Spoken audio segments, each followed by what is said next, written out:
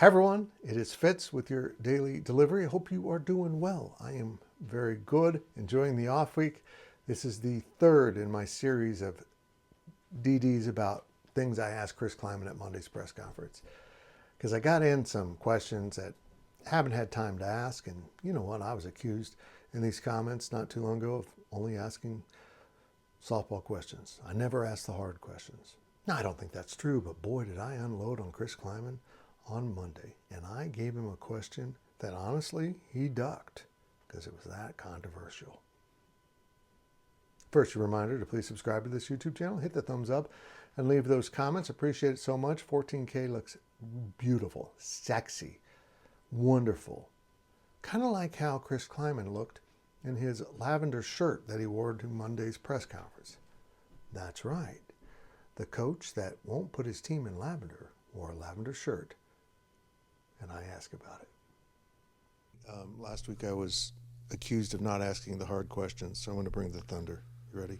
Oh, boy. You look really good in lavender. Why wouldn't your team look good in lavender? Okay, Al Serby put this in my locker, and I think you need to go and ask the AD questions. You need to have your own spot with Ask the AD. So, but thank you for telling me I look good in this.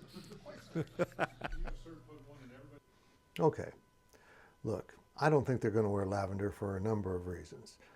Mostly that it takes planning ahead and ordering of the uniforms and being ready to have alternate uniforms for the next year. You just don't call them up in September and say we need this for October. You might get it for October of the next season, which sounds like a good idea.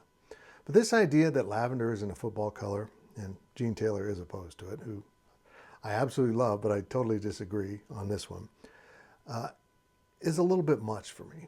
Maybe this light lavender doesn't work. This pale lavender doesn't work so well. In fact, it's not even the lavender K-State uses. The basketball team uses a little bit darker one. And you could even go a little bit darker for football. In fact, we use a gray lavender that we came up with years ago for our office in Aggieville, and we love it. It's clearly got lavender in that gray. Maybe that would work.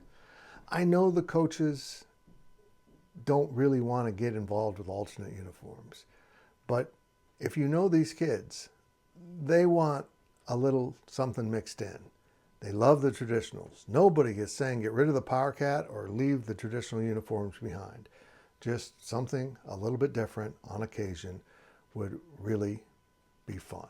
And no, it doesn't make the team lose.